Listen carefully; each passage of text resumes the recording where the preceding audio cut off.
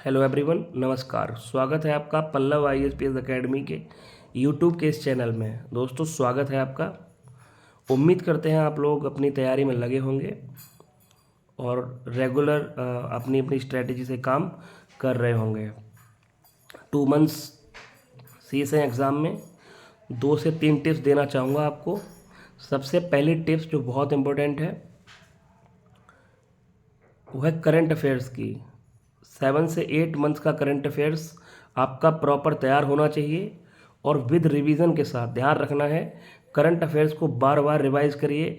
इस समय अगर आपने अपना जो है शेड्यूल बना रखा है, दिन में आप 8 से 10 घंटे जो स्टडी कर रहे हैं, तो लगभग आपको 2 से 3 घंटे करंट अफेयर्स पर देने ही पड़ेंगे। करंट अफेयर्स में आप जो है यूपी के करंट अफेयर्स को भी ऐड कर सकते हैं। दूसरा ये है कि जो मटेरियल आपने अभी तक तैयार किया है, history, polity, geography, economy, science, environment, जो भी एक्स्ट्रा है, तो आपने जो अभी तक पढ़ा है, जैसे रिसोर्सेज में कई सारे बच्चे घटना चक्र को लगा रहे हैं और उनके नीचे जो लिखा हुआ होता है उसको प्रॉपर पढ़ रहे हैं, तो उसको ही फॉलो करें। और अगर आपने कहीं टेस्ट सीरीज लगा रखी है तो उस टेस्ट सीरीज को ही फॉलो करें, उस पर बिलीव रखें और अपने ऊपर कॉन्फिडेंस रखें। ज़्यादा मटेरियल के चक्कर में न पड़ें, क्योंकि देखो एग्ज़ाम की डेट आपके बिल्कुल पास है, तो इसलिए लिमिटेड रिसोर्सों को पढ़ें ज़्यादा से ज़्यादा। फिर आपसे कहूँगा करंट अफेयर से फोकस करें और जो है जो रिसोर्सेज आप पढ़ते हुए आए हैं उनको ही बार बार दोहराएं। कुछ भी नया किताब लेने की कोशिश न करें, क्योंकि देखो मेन इश्यू ये रहता है कि हम पढ़ तो बहुत कुछ लेते हैं, लेकिन उसको एग्ज़ाम में ले जाकर परफॉर्मेंस करना बहुत चैलेंजेबल हो जाता है। इसलिए जो भी मटेरियल आपके पास है उस पर फुल कॉन्फिडेंस रखें, विश्वास रखें और उसी को बार बार दोहराएं। आपने कहीं से कुछ भी पढ़ा है। और तीसरा, कतई हॉपलेस नहीं होना है। बहुत से बच्चे इस बात को लेकर परेशान हैं कि हमको तो समय मिला ही नहीं एग्ज़ाम। ध्यान रखना है, आप अकेले नहीं हैं।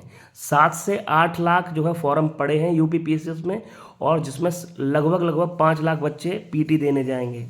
तो ये बात सबके लिए है कि एग्ज़ाम जल्दी है, आपके अकेले के लिए नहीं है कि एग्ज़ाम पेपर आ गया तो आप हॉपलेस हो गए। कॉन्फिडेंस रहना है और अपने आप पेशेंस बना के रखना है, क्योंकि देखो पेपर सबके लिए है। 2 महीने पहले, 3 महीने पहले जो भी इंफॉर्मेशन आई थी पेपर की, वो आपके लिए नहीं बल्कि सबके लिए है। तो ध्यान रखें। और फिर बच्चों को ये आता है कि पेपर कैसा बनेगा, क्या होगा। अरे इस चिंता को छोड़िए। इस समय आपको एक भी मिनट खराब नहीं करना है कि पेपर कैसा आएगा। आपको बस ज़्यादा से ज़्यादा रिवीजन करना है, प्रैक्टिस करनी है, बस। और एक चीज़ ध्यान रखिए, CSAT वाले पोर्शन पे भी थोड़ा सा काम कर लीजिए।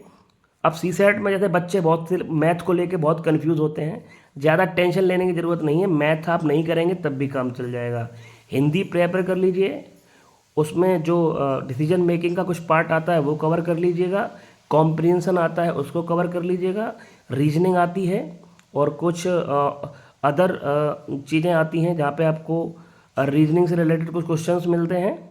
तो इतना ही कर लीजिएगा और अपने समय को ज़्यादा से ज़्यादा रिवीजन में लगाइएगा। और आपसे फिर सलाह है कि नए मटेरियल को पढ़ने से बचना है, ध्यान रखना है। कोई भी नई किताब आप अगर इस समय लेके बैठ रहे हैं और आप उसको सोच रहे हैं कि मैं उस किताब को पढ़ के जो है इस समय पे जो है पेपर निकाल लूँगा, तो बहुत बड़ी गलती है। फिर आपसे कहूँगा, आपने जो भी रिसोर्सेज पढ़े हैं उनको बार बार रिवाइज करें और सबसे ज़्यादा समय आपको इस समय पर करंट अफेयर्स पर देना है। बाकी तो आपको सब कुछ पढ़ना ही है, history, polity, geography, economy, science, environment. देखो प्रेपरेशन की एक स्ट्रेटजी होती है, मतलब हमको सारे सब्जेक्ट तैयार करने होते हैं, लेकिन लास्ट पे आके हमें कुछ ऐसे सब्जेक्टों पर बार बार रिवीजन करना पड़ता है। कुछ उसमें से सिलेक्टिव टॉपिक्स होते हैं जिनसे सबसे ज़्यादा क्वेश्चंस हर साल आते हैं, उन पर फोकस करना पड़ता है। जैसे हम लोग मॉडर्न हिस्ट्री, पॉलिटी, एनवायरनमेंट और बायोलॉजी, ये कुछ ऐसे सब्जेक्ट्स हैं जिन पर हमें ज़्यादा से ज़्यादा रिवीजन देने की ज़रूरत है, क्योंकि हर साल सबसे ज़्यादा क्वेश्चन इन्हीं से आते हैं।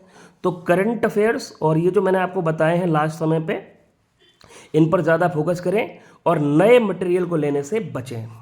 तो मेरी आपको यही सलाह है। तो उम्मीद करते हैं, कॉन्फिडेंस रहिए, एकदम भगवान पे भरोसा रखिए।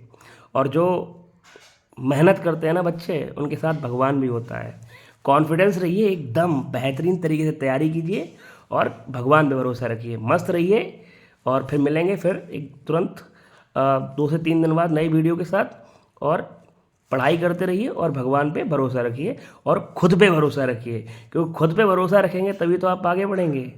नमस्कार।